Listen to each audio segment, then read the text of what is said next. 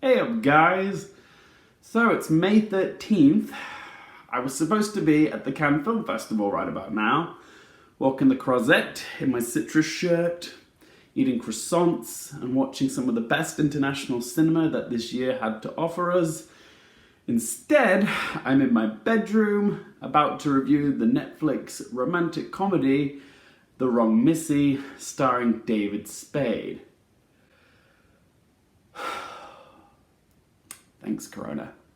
I mean, it's not all bad. I have been looking forward to reviewing a really shitty film that I can just read to filth, and honey, she stinks. Let's talk about The Wrong Missy.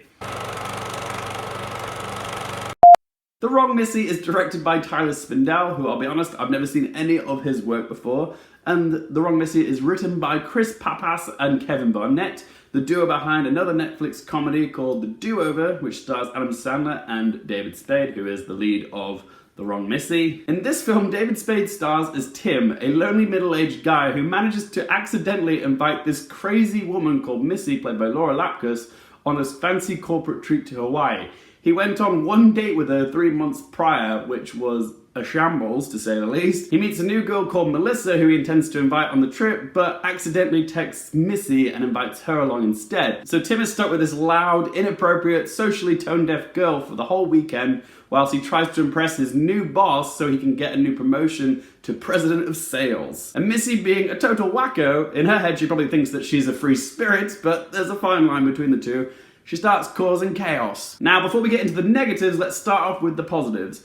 I will say that I actually thought that David Spade and Lauren Lapkus were a good pairing. This is the least David Spade performance I've ever seen him do. He's very restrained in this film, which I actually appreciated, but he has to be because he is the straight man to Lauren Lapkus's batshit crazy Missy. She does crazy really well. You know, that whole starve for attention, trying too hard crazy? The type of girl that would steal a cop's gun just for a laugh crazy? She makes Annie Wilkes look like Michelle Obama. But Lapkus is very committed and she manages to nuance her with the occasional bit of sympathy. I'll admit, as a pairing, they did work well together. But that's as far as the positives go for me. The word that comes to my mind when describing The Wrong Missy is obnoxious. I mean, I shouldn't be surprised. This was produced by Adam Sandler's production company, Happy Madison Productions.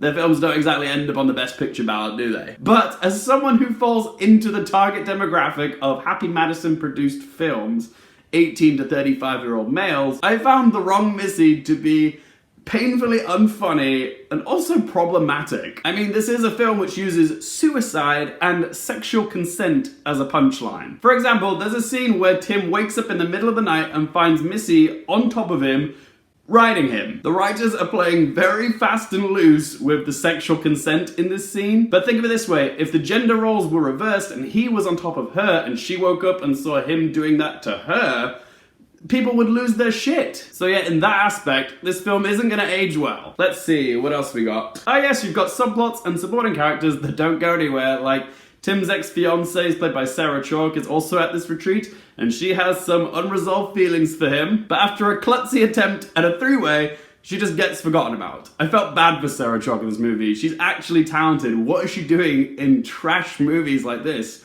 Maybe the only reason she did it was just so she'd get a free trip to Hawaii. I don't blame her. Oh, there's a corporate talent show!